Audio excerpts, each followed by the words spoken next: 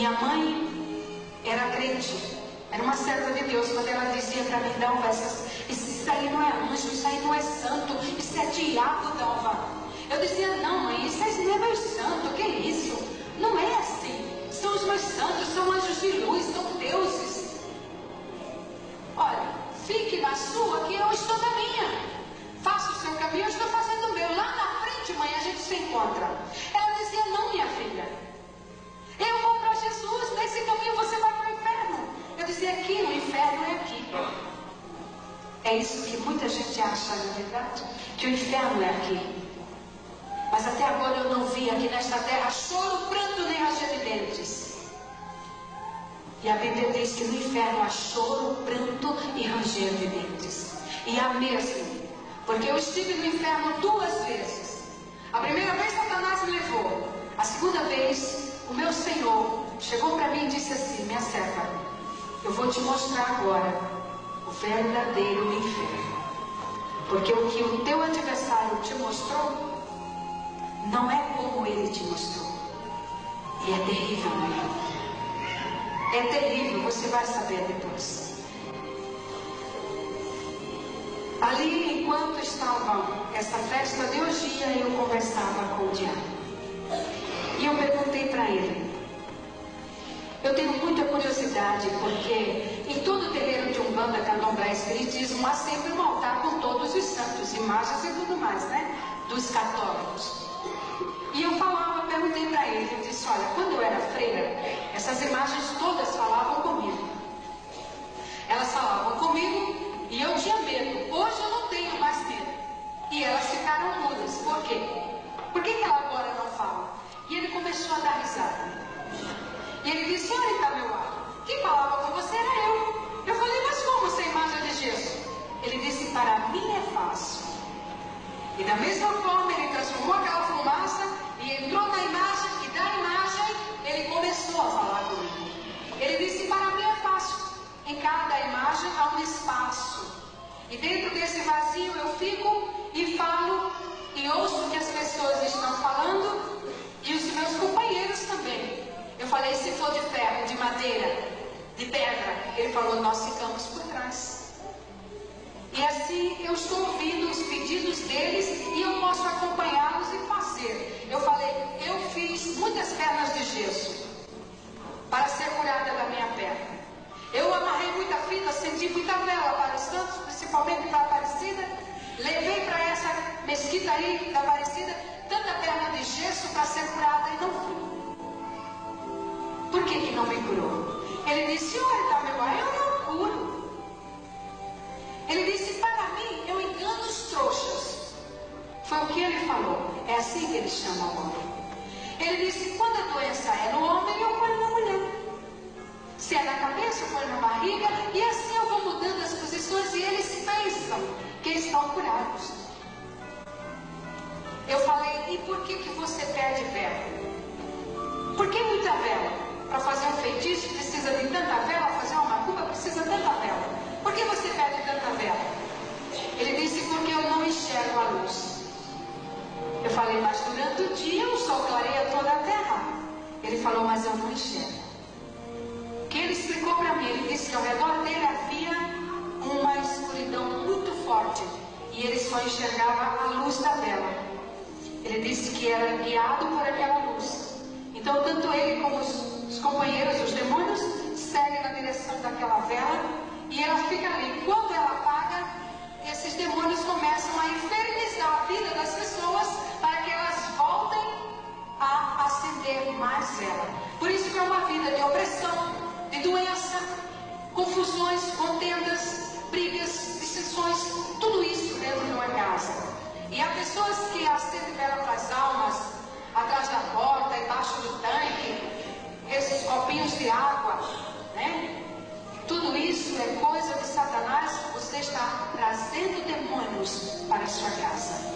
Mas Jesus hoje trouxe você aqui para saber a verdade. Jesus vai te libertar. Meus irmãos, ali na magia negra, eu conheci um bruxo africano. E esse bruxo, ele me fez uma bruxa. E eu me tornei uma feiticeira. Passado algum tempo, uma certa vez, eu estava aqui no Jardim São Paulo, eram quase 2 horas da madrugada. Eu estava numa encruzilhada, fazendo feitiço.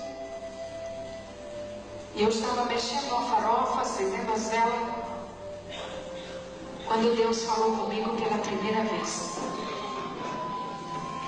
Eu estava ali sozinha, naquele lugar, um lugar tão perigoso, e eu era uma pessoa tão maligna, que até os marginais e os bandidos corriam com medo quando me viam.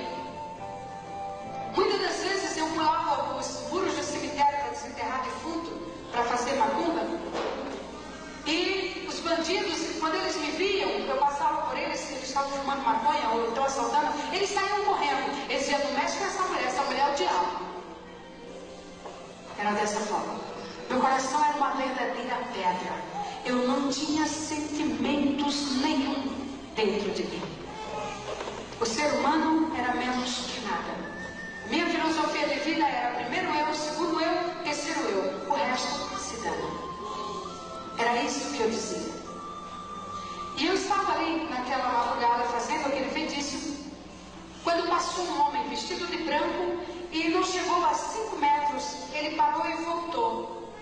Como eu estava sozinha, eu fiquei observando o que ele ia fazer. Ele foi me olhando e voltou. Quando ele voltou, ele parou na minha frente. Eu não tinha medo de ninguém, nem de nada. Não tremia diante de nada. E aquele homem parou na minha frente. Quando ele parou, eu me levantei. Antes que eu perguntasse alguma coisa para ele, ele estirou a mão para mim e falou: a mão de Deus está na tua cabeça. Meus irmãos, o homem estava numa distância de 1,5 metros, mais ou menos, de mim. E o dedo dele parecia que entrou e mexia no meu coração. Eu sentia o dedo dele dentro de mim. E foi como uma descarga, um raio tivesse caído sobre mim. Eu comecei a tremer, meu joelho batia um no outro e eu falei: não, o senhor está enganado. Deus não olha para mim. Ele disse: a senhora está enganada. Ele disse: o meu Deus. Quando eu cheguei ali, ele disse: volte, fala para ela o que eu vou te mandar. E o meu Deus está dizendo que vai tirar você deste lugar, porque Ele tem uma grande obra nas tuas mãos. Eu falei: você não me bêbado. Imagina que Deus vai olhar para mim, eu sou feiticeiro, eu sou isso, eu sou aquilo. Ele disse: quando isso acontecer, você vai lembrar das minhas palavras. E ele não deu 2 passadas e eu não fui mais, não terminei o que eu estava fazendo, voltei para minha casa e eu não podia andar de tão trêmula que eu estava. A voz dele ressoava nos meus ouvidos. Um homem de Deus? Eu creio que não. Porque em toda a região ali em volta do Candomblé eu preguei nas igrejas. Todas elas, dando testemunho. E nesses 16 anos, até hoje, ninguém levantou-se para dizer: fui eu, irmã Dalva, que falei. Então eu sei que foi o anjo do Senhor. Em nome de Jesus. Mas eu cheguei em casa, o diabo ele veio para matar, roubar e destruir. E ele veio e roubou a semente plantada. E quando eu dormi e acordei, já não me lembrava mais de nada, continuei minha vida. Mas comecei a entrar no fracasso no Candomblé. E eu vendi tudo aqui em São Paulo, fui montar Candomblé no Rio de Janeiro, lá em Nova Iguaçu. Em Nova Iguaçu eu montei Candomblé, comecei a fazer trabalhos de bruxarias, dava até aulas, feituras. Era dessa forma. E ali, passados 3 anos, eu engravidei da minha 4ª filha. Foi uma gravidez doentia, porque eu vivia constantemente nos cemitérios, desenterrava defunto, fazia muitos macumba, muita coisa, era requisitada para muitos lugares, e tinha uma vida, não tinha sossego.